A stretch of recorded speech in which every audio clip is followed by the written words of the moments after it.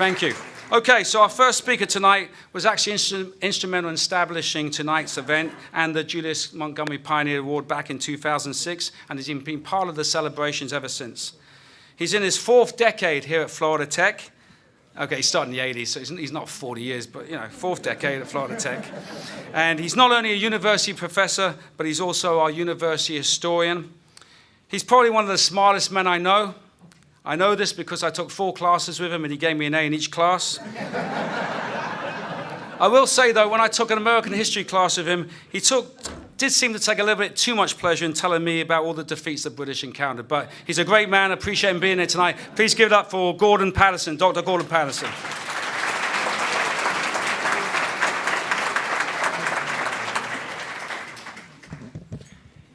It is indeed an honor and a pleasure to be here this evening.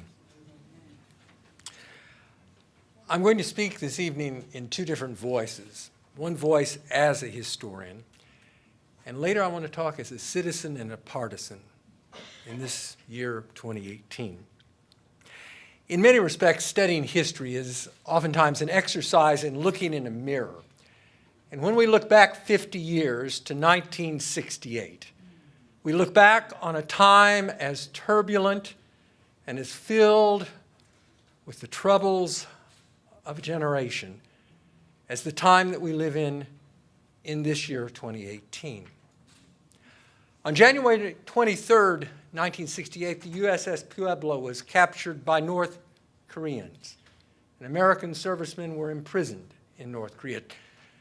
On January 30th, 85,000 Viet Cong took over 36 cities in what was the Tet Offensive.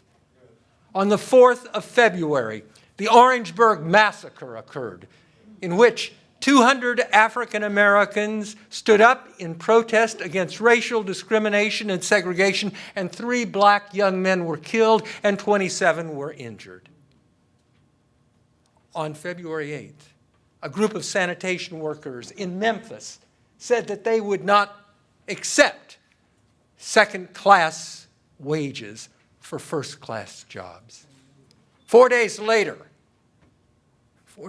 on the 12th of February, and there's one young woman who was a 22-year-old teacher who was there. Teachers in Florida stood up against the legislature and said, "We will not accept cuts in the pay for our students and for their betterment." The first national teachers' strike. 7 days after that, on the 19th of February, another event occurred. A group of students at Howard University organized a protest against the war in Vietnam and against racial discrimination that sent a vibration across college campuses in America. And then on that Thursday night, the 4th of April, at 6:01 p.m., a 39-year-old man stepped out on the balcony of the Lorraine Motel, and an assassin's bullet struck him dead. And in Chicago that night, fires began to burn in Washington and Wilmington, Delaware. And then 8 weeks later, on the 5th of June, Robert Kennedy was assassinated. The summer heat brought us those days in August, the 22nd to the 30th, where a riot took place at the Democratic Convention. And then, on the 16th of October, 2 American athletes at the Mexico Olympics, Tommy Smith and John Carlos, stood up and put their hands in the air, saying that they were Americans and that as Americans, they believed that racism must no longer be tolerated. 3 weeks later, on the 5th of November, Richard Nixon was elected the 37th President of the United States. Turbulent, challenging times. And in those times, a voice, a vision, a sense of what we as a people could become was articulated, and we celebrate that voice tonight. As I was preparing these remarks, I could not help but think that Martin Luther King was like the Hebrew prophets, like Hosea, Micah, Ezekiel, Elijah, Isaiah, Jeremiah.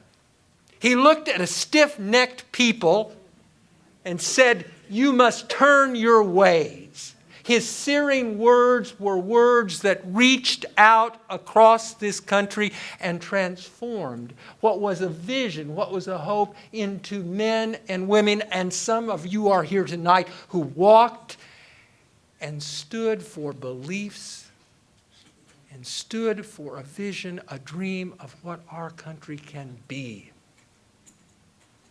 A prophet. The word sin in Hebrew comes from a word that has to do with archery.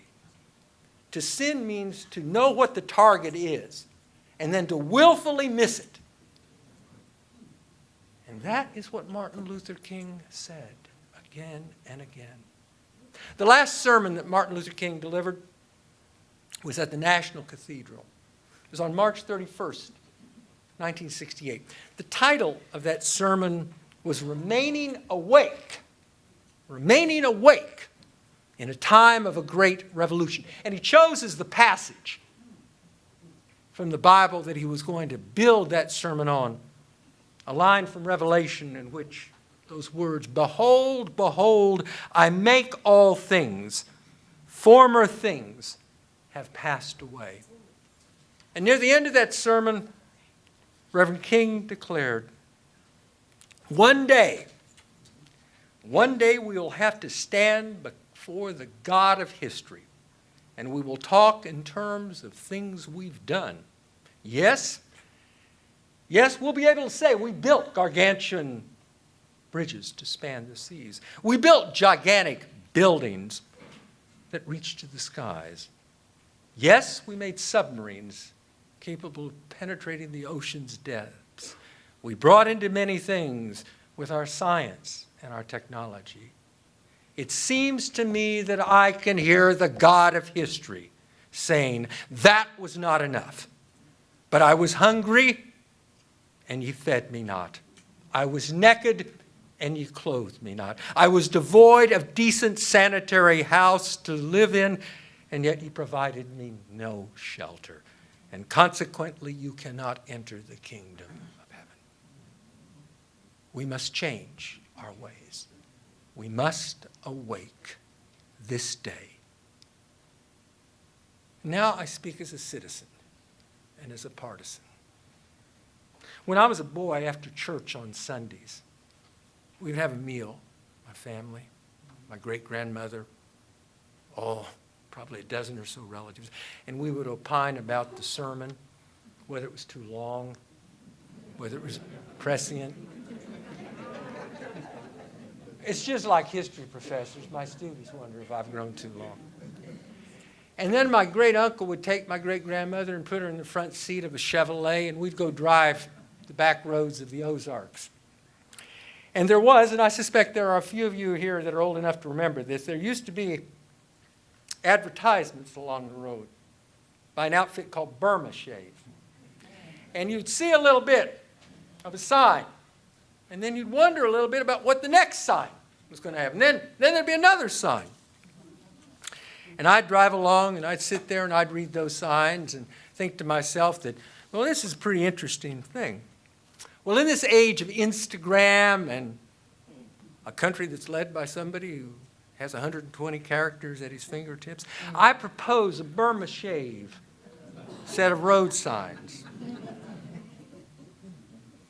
for minds that are in chains, for hearts that feel pain, for a people that are in prisons.